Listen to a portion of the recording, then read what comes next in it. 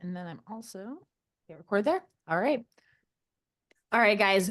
Thanks for tuning in with us today. I've got here, wait, hold on. Time out. Stefan, how do you go? How would you like to go by? Stefan Hartman. Stefan Hartman. Yeah. Okay. Okay. Iron Direct primary care, right? Yeah. DPC. Is it Iron DPC as you go by? Yeah. Or Iron Direct Primary Care. okay. All right, guys, thanks for tuning in. I'm here with Stefan Hartman from Iron Direct Primary Care, and we have a really awesome episode on diet culture in general. There's a lot, I would say, information, misinformation, whatever you want to call it out there. And I have a lot, I personally know Stefan. I have a lot of respect for him and what he does with the community, especially in Melbourne, Florida area where he holds his practice. And I wanted to bring him on here because he has so much information. We can pick his brain and really understand, to be educated, make our own decisions later on, kind of the risks and benefits of these diets that we're seeing in the mainstream media. So Stefan, thanks for coming on the podcast today. I'm happy to have you here. Thank you. And I just want you to go ahead and introduce yourself briefly. Like, what is it? What is Iron Direct Primary Care? So Iron Direct Primary Care is an anti-aging medical practice. Direct primary care means it's a membership-based model, but we have a functional medicine education. We study the frontiers of medicine and regenerative medicine, hormone replacement therapy, peptide therapies. And myself personally, I come from a background in sports and exercise science and professional tennis. So what I'm delivering to the primary care patient is a human performance and optimization approach to primary care. And I think that's the way it needs to be in medicine in general, because for the most part, primary care is boring, right? You go there, you get your lipid panel and the glucose, and they say you're fine. But there's so much more to that. We want not just you to be fine, we want you to be optimal. And when you're optimized, that's true primary care. That's primary prevention, not just being within the reference range, but you want your lab markers top end. You want them to be athlete level. And that's where you really get the disease risk mitigation. No, I see. I love this take that you were going with. And I never knew it existed. I was always, you know, my backstory. I was like, I'm just going to ignore the doctors, try to figure out myself the best that I can and kind of keep moving. But I can't do a lot of this on my own. And I love, like, when I was living in Florida, I met you. You also have, like, people listening, people don't realize you have a sauna, you have a cold plunge. Can you name a few other things that you offer at your practice? It's not just a walk in, white room, sit on a table, and, you know, they tap your knee and you leave. Yeah, no. We have a gym essentially attached to the back of the medical office. And it's an outdoor gym because I like to work out outdoors in the sunlight. And then we also have an indoor area where we have the Morosco Cold Forge. We have red light therapy. We have EWAT, which is exercise with oxygen therapy training. We have a vibration plate with resistance bands that can help treat osteoporosis, osteopenia. And then we have an outdoor traditional Finnish sauna, just because when I did my research on anti-aging medicine, I was like, whoa, sauna reduces cardiovascular mortality by half. Every patient should be using this on a regular basis. Wow. Yeah. And not to mention, you guys, saltwater therapy right down from the beach on top of that. So, like, we'll have to add that in there. But no, all of those together, you just don't see that. At least I personally don't know. Maybe somebody listening to this knows somebody in their local area that also might have the same idea. I'd love to meet them. Yeah, exactly. Like, give us or refer them to us. I just never heard that. Living out here in Salt Lake City, it's not a thing. They have recovery centers, but they don't have everything attached. They don't have a lot of the information. And it's funny because I know this, they do it backwards. They put you in the sauna and then they put you in the cold plunge or the cryotherapy. And I never knew that until I talked to you. It's actually should be the opposite. So it's like these small things to pick your brain about. It's the opposite. You never want to do cold plunge after resistance training, because resistance training is by nature inflammatory, and that's what grows the muscle. You build the muscle by doing the biceps curl, and it causes inflammation in the muscle. You would never want to do something anti-inflammatory, for example, like taking ibuprofen after training at the gym. The same thing goes for a cold plunge because it's highly anti-inflammatory. And at my practice, we've been actually doing studies, and we've been finding that the cold forge is seemingly equivalent or better than anti-inflammatory pharmaceutical drugs for pain management. Okay. Wow, I love that. So let me ask you this, talking about inflammation. All these diets are promising anti-inflammation effects. So let's talk about carnivore diet, like first off. Mm. I've had a brief conversation with you outside of here. I know a lot of people right now getting really into the carnivore diet. And the biggest reason is my joints feel better. It's anti-inflammatory.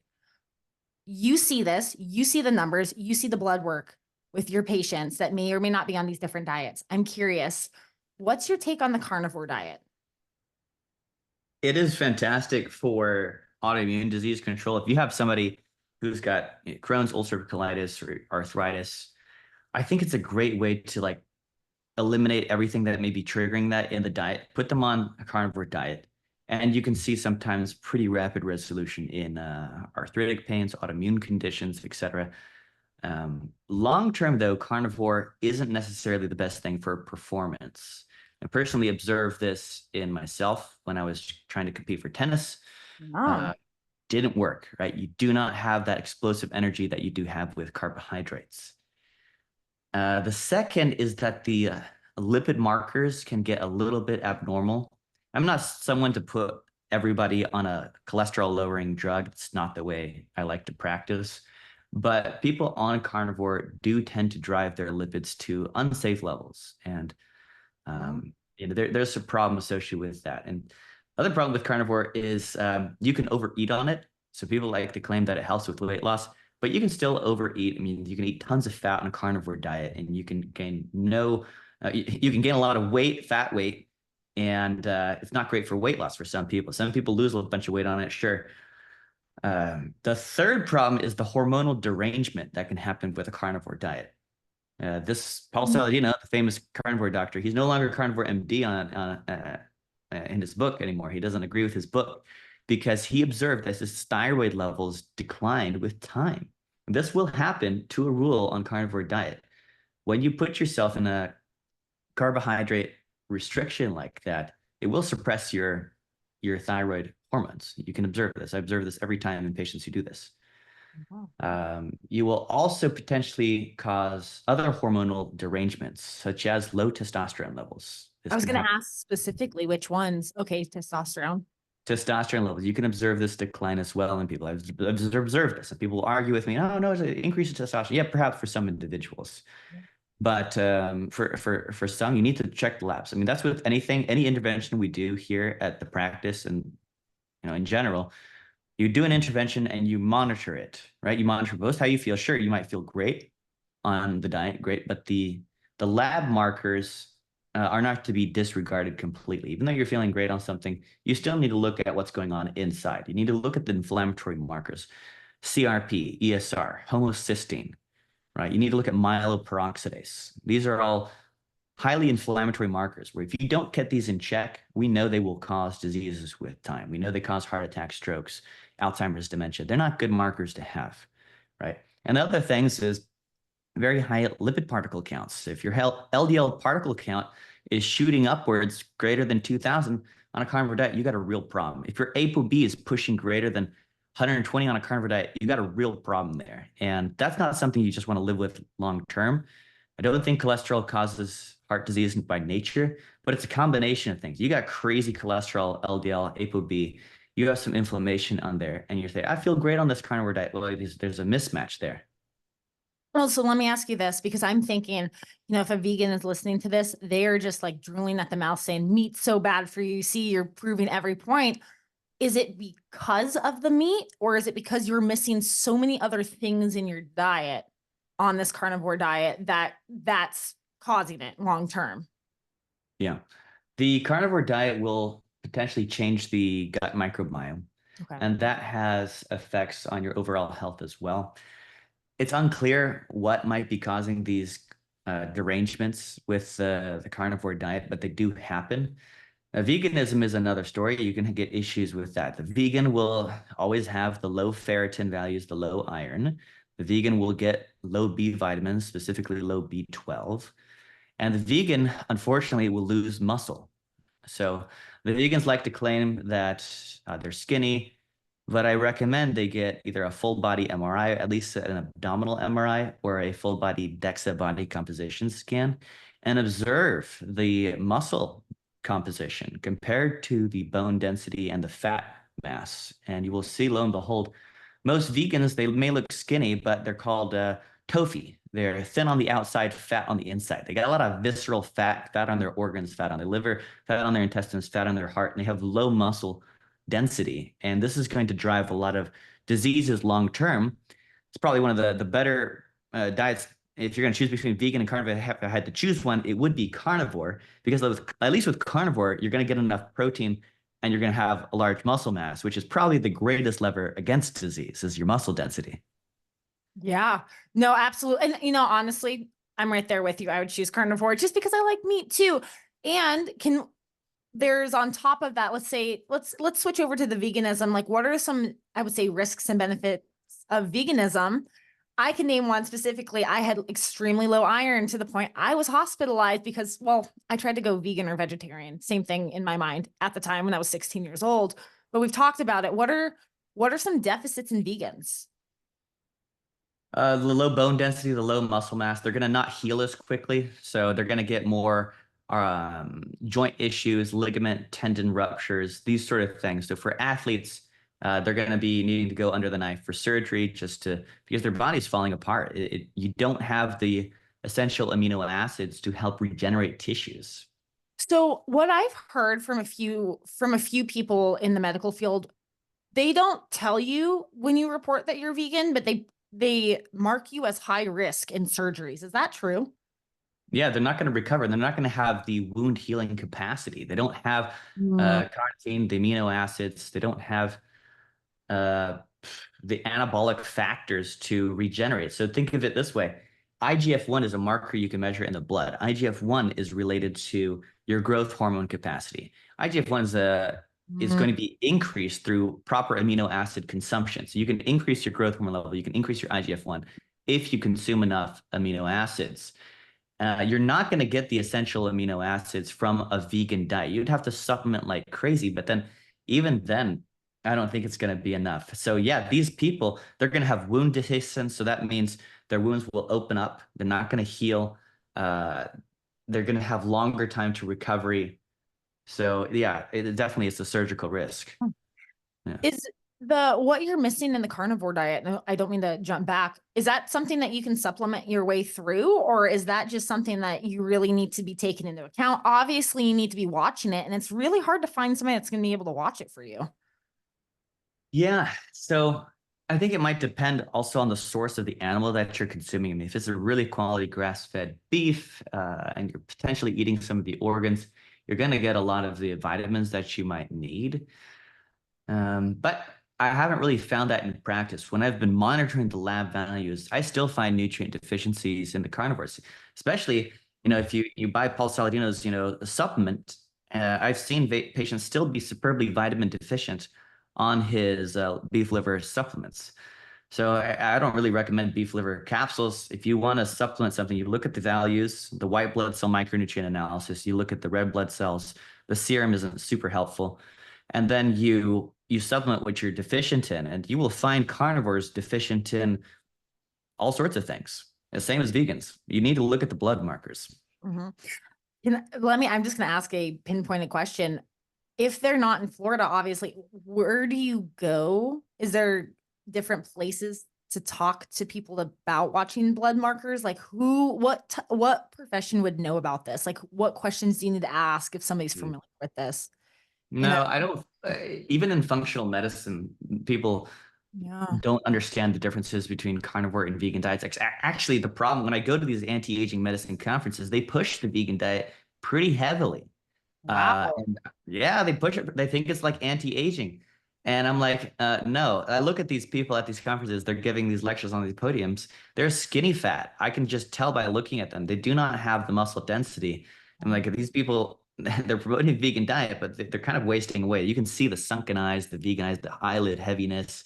You see the hollowness in the cheeks. They don't have the fat in the face. They get the fat atrophy. So functional medicine, unfortunately, they're vegan aligned. And then if you go to your regular doctor, they have no clue what the difference is between carnivore and vegan. They don't know what to look for. They don't have the capacity to even test because they're stuck in the insurance paradigm. And you can get at best get a B12 serum value, which, your serum value, people have to also understand the difference between a serum value and a white blood cell micronutrient analysis. Serum value, if you take a B12 shot, it's going to be high. It's going to be high. If you take a supplement the morning of the test, it's going to be high. Serum just checks what's in your blood at the time of testing.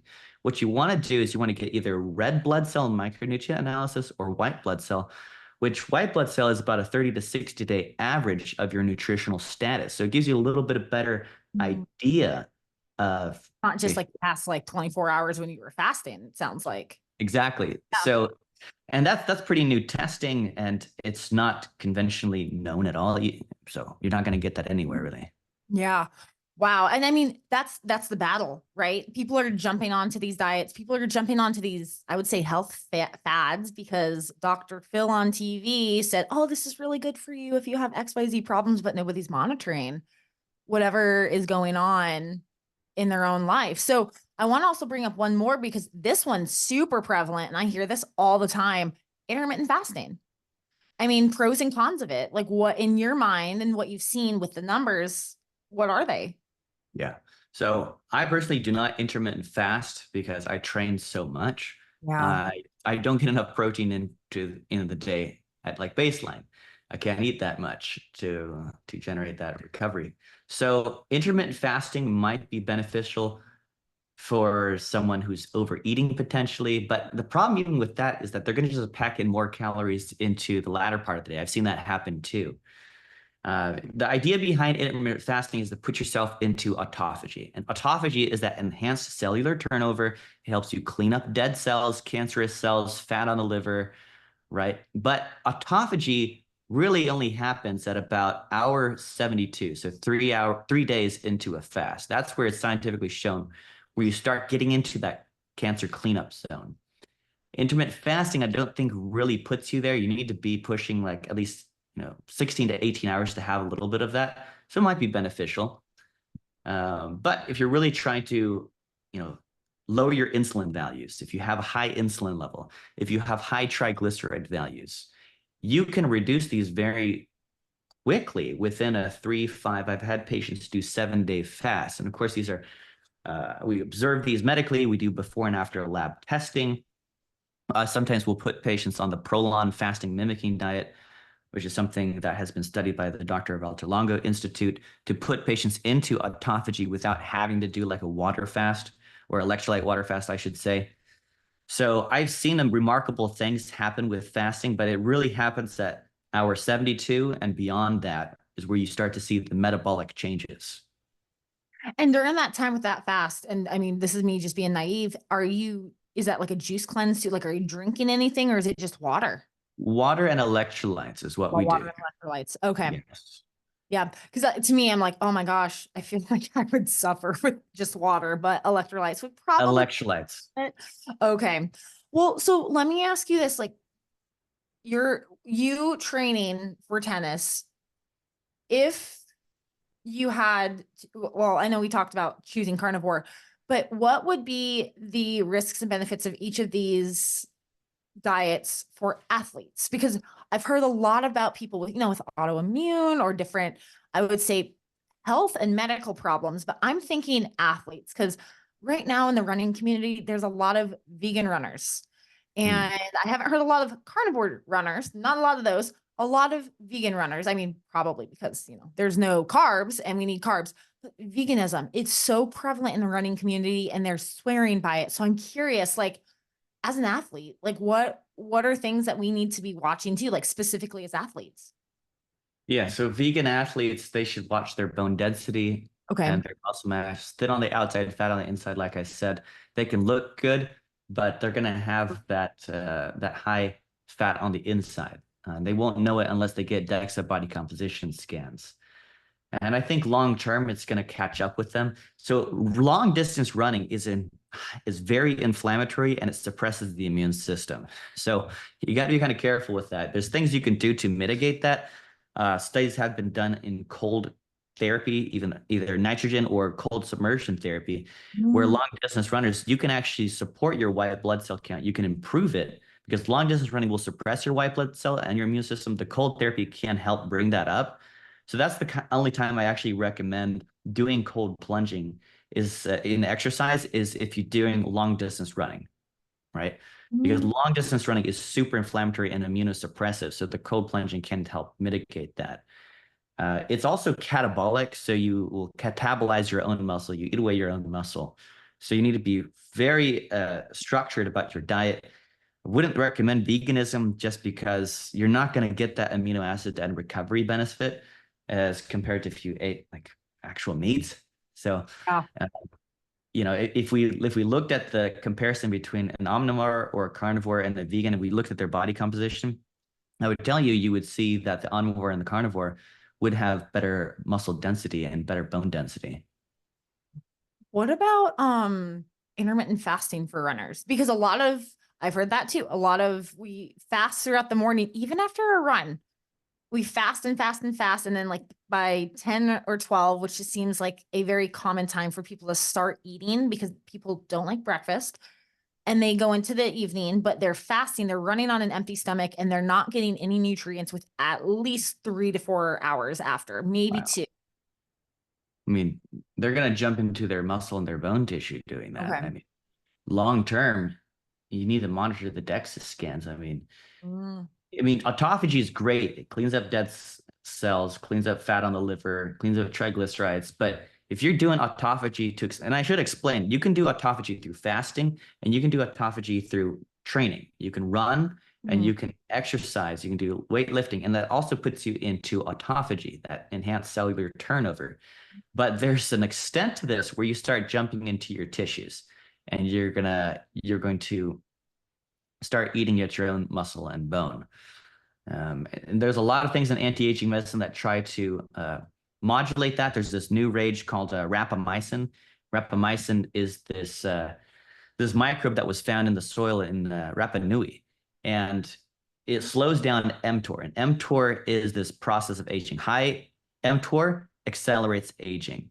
You want to lower mTOR, but not to the degree where it slows down all the processes in your body. So some in the anti-aging field are taking rapamycin, prescribing it once a week to slow down mTOR.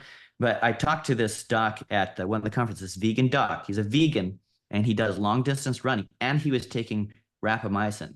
And he said doing all of these things, he felt like he was going to die. It was the only time he felt like he was going to die in his life because he was slowing down all these processes in his body, fasting, vegan, rapamycin, and he was running and he thought he was going to die.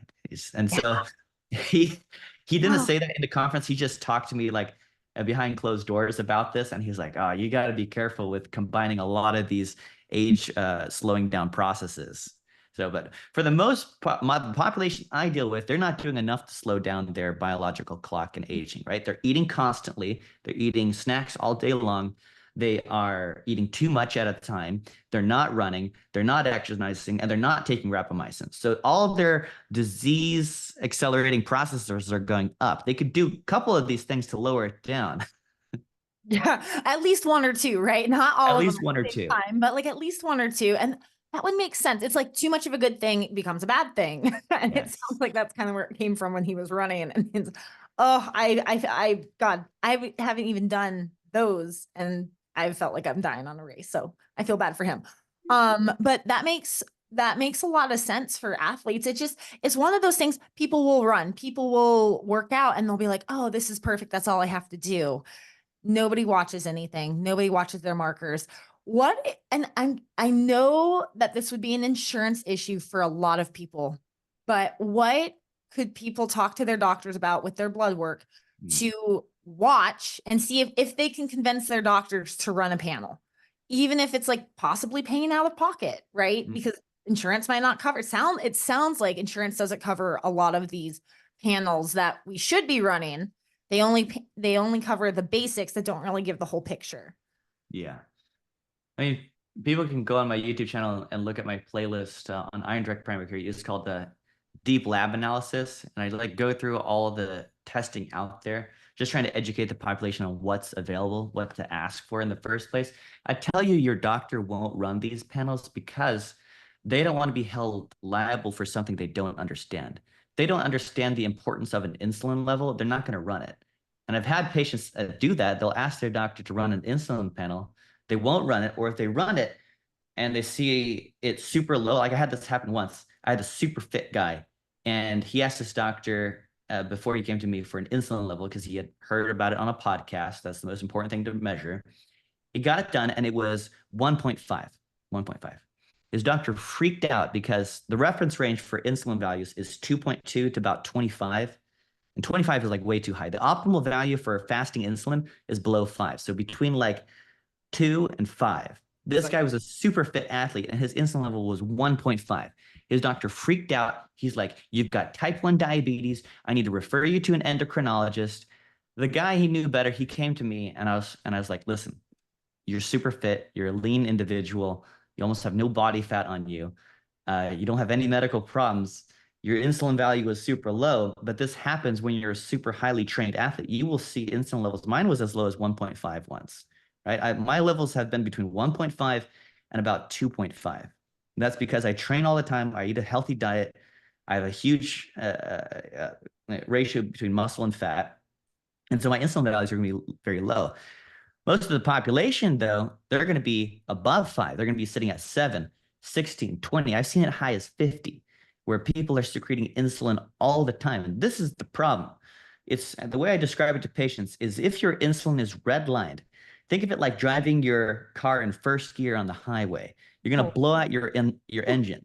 And so that's how most of the population in America is living. They're living with their pancreas secreting insulin all the time. So they go in for a blood test 12 hours in, and their insulin is secreting about 20. They haven't eaten anything, right? They didn't eat an apple that would make the pancreas release insulin, which is normal. On a 12-hour fast, their insulin is 20. And so that means their pancreas is releasing insulin all night long because they're metabolically deranged and their body doesn't know what to do with sugar anymore. They don't have muscle. Muscle knows what to do with sugar. The muscle will store glucose in the form of glycogen in the muscle. This is why athletes like you and I who train, our body is primed to absorb glucose. We can eat an ice cream and our blood sugar will go up maybe to about 130. And then it will go down very quickly within 30 minutes because our body is primed to absorb glucose and store it in the muscle. Most of the population has high fat. They have no muscle. And so their body has no idea what to do with glucose. And it just releases all this insulin to try to lower it. And the people will become diabetics this way, 20, 30 years of redlining the pancreas. Oh, wow.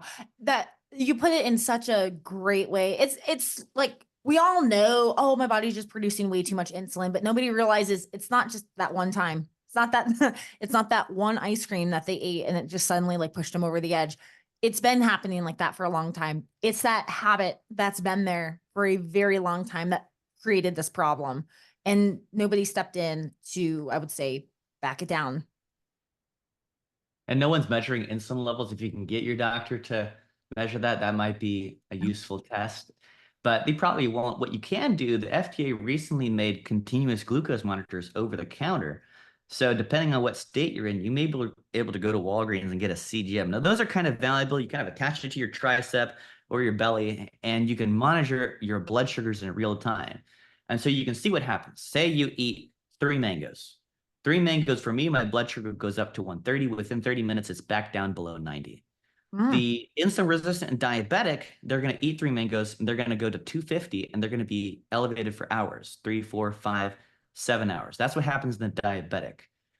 And this may happen in someone in between. We call this insulin resistance. It used to be called pre-diabetes, where they eat a mango. It might be high, it might go above 200. It might sit there for a couple hours. Your body doesn't know what to do with sugar, fructose. Wow. Yeah. No, I'm thinking, well, what do you do with this information once you have it, if you monitored it yourself and your doctor doesn't know what to do? Well, you need to figure out. Your doctor will know what to do with continuous glucose monitor information. Typically, this was only prescribed to diabetics, type 1 diabetics and severe type 2 diabetics. That's where CGMs were prescribed before. That's how endocrinologists know how to use them. But using them for pre-diabetics or people, the general population over the counter, this is an entirely new thing. And this previously wasn't available over the counter. So, I think it's super empowering for patients to learn how their blood sugar is Yeah. moving throughout the day. And they can quite rapidly see if a Snicker bar is not good for them. Sometimes you need to put it on an app so people can see it. You attach the CGM, you eat the Snicker bar, and you see your blood sugar go up above 160, and it's up for hours, and you feel that high and then that crash. You can see the blood sugar do that, and Yeah. then it's maybe not so good for you. So true. It's so true. It's just that self-monitoring component. Like, people, just take it on yourself. We don't have to, worry so much. If we can educate ourselves, I think so many people would be so much healthier, making better decisions at that same time, with help, right? Like, with help with people that know more, but just self-monitor instead of go into the dark on your own. You need to monitor the data. It's all about monitoring the data. If you don't have data, you can just say something and you can assume it's true, but if you aren't monitoring, you don't know what you're talking about. Yeah, no, I absolutely agree. So let me ask you this, kind of starting to wrap up the podcast. Like, what would you say is something that you have been monitoring yourself as an athlete that you were low on, that you're like, okay, this has made a game changer. These are some of the fixes that I've done. And of course, like, you're playing with different things. Not every one thing might just tip you over to the other, to another side. How have you figured it out on your own? And like, what were those things? Man, it's been so much. Trying to get optimal levels is very challenging for me. I think it's because I train so Oh, much, and so I burn through my amino acids, I burn through my nutrients, I burn through my antioxidants at such a high rate.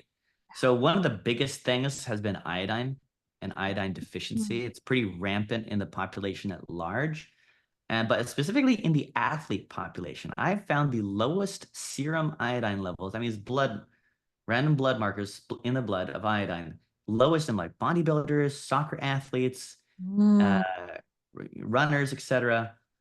And that was kind of shocking to me. I was like, oh, why are athletes so depleted in iodine? And then if you go down the iodine rabbit hole, you're like, whoa, okay, iodine is critical for your thyroid function.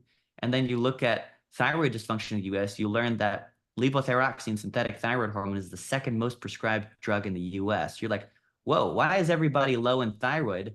And then we've measured now 150 patients at the practice, their iodine levels.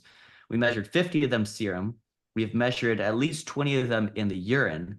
And then we've also measured 24-hour iodine loading tests on these patients. And everyone's been superbly deficient. So it's kind of shocking. And so at our practice, we make sure everybody is iodine optimized. We also make sure their thyroid is optimized. So my thyroid was low. It was my T3, my free T3 was like 2.4, 2.7. This is not optimal thyroid. I didn't have any hypothyroid symptoms, right? I didn't have, fatigue or anything, brain fog like that. I wasn't overweight or anything like that. But my T3 was low. I had a little bit of cold intolerance. So for a year, I supplemented with iodine and selenium. I was taking like 12 milligrams of iodine a day, selenium like 300 micrograms, and it raised the numbers a little bit. I got up as high as like 2.8 or 2.9 on my T3, but it still wasn't where I wanted. I wanted my T3 to be between like 3.5 and like 5. mm, So eventually I just started taking natural desiccated pork thyroid supplements. So NP thyroid, it's a prescription drug. You can take it and it gives you back T4 and T3. It gives you both these hormones. And what people have to understand is that if you do a synthetic thyroid hormone, like most doctors will prescribe, it's just levothyroxine. And for like 30% of the population, you do not convert T4 to T3. And Synthroid or levothyroxine is just T4. And so people can still be fatigued and not optimized because what they're doing, the regular doctor is just measuring a TSH, and TSH is a signaling molecule. It just tells your body to produce more thyroid hormones. So most doctors out there, they are dosing levothyroxine and they're monitoring the TSH. They want the TSH to be not above 5. So it's not even an optimal range for TSH is like 0.4 to 1. But most doctors are happy if it's anywhere below 5. And it's outside 5, you're probably going to be put on levothyroxine. But what they should be monitoring, they should be monitoring the free T3, free T4, reverse T3, thyroid peroxidase, and thyroglobulin antibody. And the TSH is like, it's like whatever. It doesn't really matter that much. But unfortunately, everybody's getting TSH markers. So I mm. want to monitor all my thyroid hormones. I want to make sure taking iodine is safe. I'm not getting thyroid antibodies, which never happened, right? That you'll read this on the internet all the time, that if you take iodine, it's going to give you autoimmune thyroid disease. Is complete bullshit. I've never read that, but now I know. Oh Wow, yeah, okay. it's everywhere on the internet. They say if you take iodine, it'll give you thyroid disease. It's complete bullshit. You monitor the thyroid antibodies, of course. You take the antioxidants, selenium, vitamin C, NAC, vitamin D. This will help buffer the autoimmune processes that can potentially happen. And then you get the T3, the active thyroid hormone, the one that actually gives you energy. You optimize that above 3. And then the other component is testing this. So a lot of doctors don't know this either. If you're on thyroid hormone replacement, you want to take the medicine in the morning, and then you want to measure about 3 hours later to see if you have the rise in the active thyroid hormone. Specifically, if you're taking a T3 compound like NP thyroid, it has T4 and T3. The T3 will come up very quickly within about 3 hours. So you take it in the morning on an empty stomach, and you measure it about 3 to 4 hours later, and then you can see what the active T3 hormone level is. And you want to see that optimized above 3. So that's my whole thyroid spiel. Right.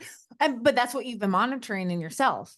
Everyone's low thyroid in the practice. I mean, there's very few exceptions, and I can see why levothyroxine is the second most prescribed drug in the US. Everyone has thyroid deficiency, and I think this relates to iodine deficiency, because where are people getting iodine in Utah? And you know, I mean, the only way I know is there's iodine in salt, like regular yeah, salt. but no And one eats those. no, and that's what I'm like coming up, like, where are people getting iodine? I don't know. Like They're not. yeah, And they're iodine not. salt isn't the best source of iodine either. There's some problems with that too. So no one's getting iodine. Hey, we've got the salt flats out here. We should be okay on iodine. I'm kidding. We I got tell you what, it's not enough to make a difference, because what are people doing every day? They're taking the shower. The shower has chlorine in there. They're drinking tap water. It has fluoride in there. They're doing Colgate toothpaste. It has fluoride. The importance with all these things, and bromide.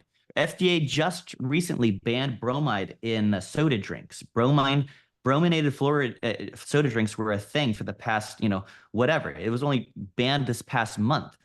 Bromine, fluoride, and chlorine, what do all these have in common? Well, they're in the column of the periodic table called the halogens, right?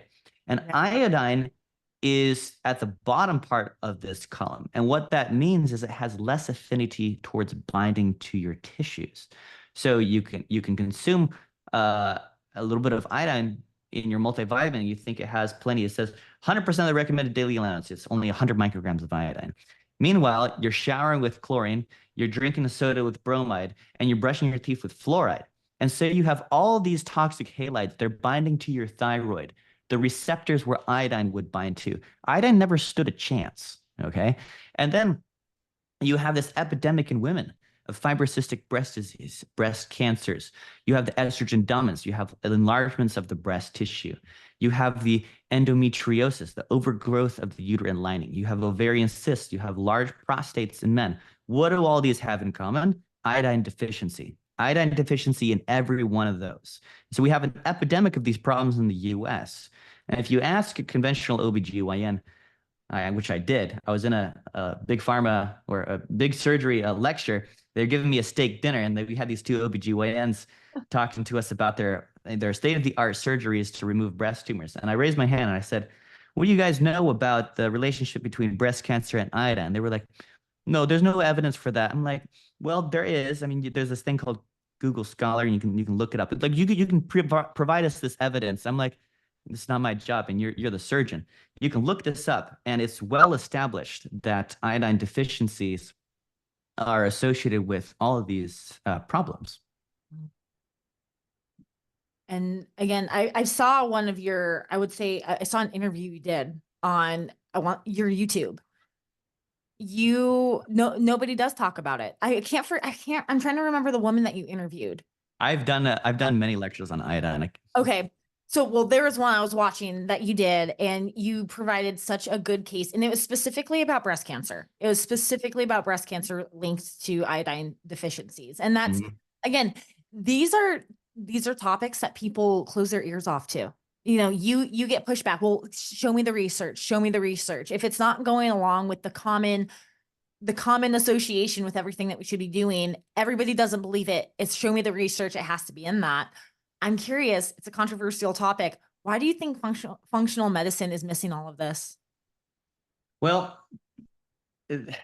functional medicine is probably the better step compared to conventional medicine. With conventional medicine, you're Conventional, I going to meant, get yeah, conventional. conventional medicine, you're going to get the big pharma pill and you're Mm. going to get the surgery. Like what this bothers me so much is like, what is prevention in the US? Prevention for breast cancer. Let's take that for example. Prevention in conventional medicine is mammograms, right? But my question to conventional medicine is, what mammogram has ever prevented breast cancer? No, just take that for what it is. What mammogram prevents it? Is it actual prevention? But they're like, yes, it's prevention. Okay, but take it a step back. What causes the breast cancer? Can we prevent the actual cause of mammogram is a screening tool. It doesn't prevent anything. It screens and it can detect breast cancer. But what functional medicine does is it peels back the onion and we take it back to the root cause. Like, okay, why are we detecting breast cancer? Right? That's what functional medicine does. What caused it? Right. So that's my problem with conventional medicine is it's all about screening and testing, but it's not about prevention. Right? They like to call it prevention, but it's not. So why do you think that is with conventional? It's more complicated. It takes time. My patient visits are 1 hour minimum for a new patient appointment. My lab follow-ups are between 30 minutes and 40 minutes. It takes a lot of critical thinking and brain processing. Like I can only see like 4 or 6 patients a day. My brain is fried, like, because I have to think so much. It's so complicated. You can't see these patients in 10, 15 minutes. Like when I was applying to primary care jobs as a PA, they wanted to pay me, they were going to pay me like, what is it, $89,000 a year. And they were like, oh, that's good. But if you see 30 patients a day, you're going to make a $7,000 bonus at the end of the year. And I'm thinking 30 patients a day? That's 30 patients? That's a lot of patients. And like, yeah, if you're a high performer, we have guys making $130,000 a year. They're killing it out here. You can do it. You're a young man. I was like, I can't do this. This is nuts. How am I going to help anybody in 10, 12 minutes a day? Well, here's another thing I want to highlight, and we touched on this briefly, because it's not related to diets, but you don't take insurance. Why is that with the insurance companies? It's that thing, when I was applying for those jobs and I was just thinking because I talked to these people. I was like, listen, I want to bring functional medicine to the community. I want to take insurance. Like, how can we make this happen? I think we're gonna get people from all over the state coming to us. It's gonna be amazing for your business. And they're like, yeah, yeah, you can do whatever you want. You can do whatever you want. But you gotta see at least 24 patients a day. And if you want to really make money, you gotta see 30. And I was just thinking, I can't do what I want to do in 12 minutes a patient. I calculate. I have to see like 12 minutes a patient. I have to document everything. I'd probably be spending my lunch breaks documenting, and I'd probably spend 2 to 3 hours afterwards refilling prescriptions. And so when patients want functional medicine and they demand insurance, it's not possible. I mean, I cannot accept insurance because what insurance uh motivates the provider to do and the business to do is to see as many patients in the day because what the patient has to understand is you're going to see the provider for a visit and you're going to bill insurance. You're going to bill insurance for that visit and say you bill insurance $400 for that visit. Insurance will probably pay the company or the provider maybe $130 for that visit. And so if you take the overhead and you take all the staff and you take the time, I mean, you cannot run a practice and make one profit for the corporation because all primary cares at this point are bought out by corporations. So the shareholders need their profit. And at the end of the day, some of it needs to come down to the provider because we don't work for free. And so it's a business, and the business is generating as much volume. So patients are seen as volume, they're numbers on a table, on a spreadsheet. If you don't hit those numbers, you're probably going to have to seek new employment. And if you want to practice medicine ethically and morally and actually get to the root cause of issues, you need more time with patients. You cannot see a complicated patient in 12-minute follow-ups. Yeah, no, I absolutely, gosh, I remember they're in, they're out. They ask you how you're doing. Oh, you're looking fine. Oh, it's fine. Don't worry about it. Oh, I can send you somewhere else. And then they leave the room. Like that's almost like how every conversation goes when you're in more of the conventional medicine arena? Primary care is a referral mill to the specialist. So primary care, the way it's seen, because the reason the corporations buy them out is the primary care is supposed to funnel the patients into the specialist, because specialists can build insurance and Medicare at a higher level.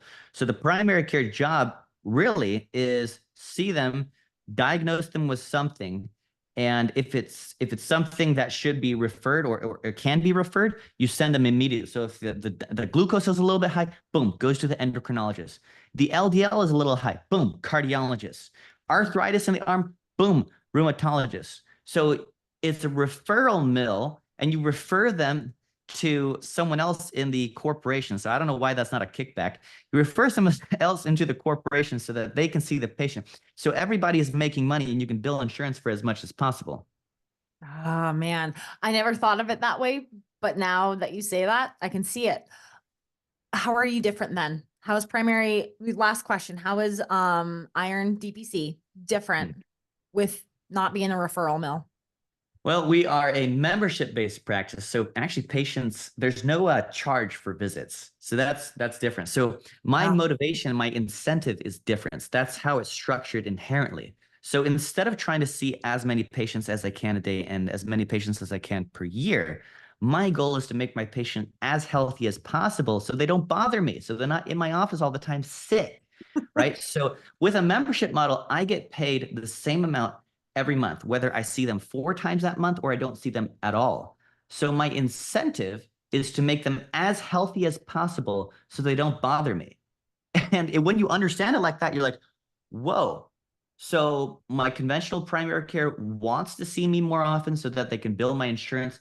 So does that mean they want me to have more diagnosis? Do they want me on more pills so that they can monitor it more often so that they can build their insurance at a higher level because I have more comorbidities, so they get more reimbursement per a visit. So the incentive is completely different between my practice and an insurance-based practice. So just looking at that, like, whoa, this completely different incentive here. And humans are they're animals by nature, and you have to have them incentivized towards the right outcome.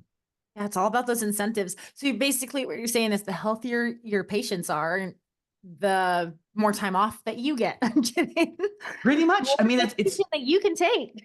my patients are super healthy. I mean, we get them on hormone replacement, we get them on the right diet, the right supplements. They feel so good. They have energy, their arthritis goes away. They're not bothering me. I mean, it sounds weird to say it, but I want my patients so healthy that they don't have to bother me.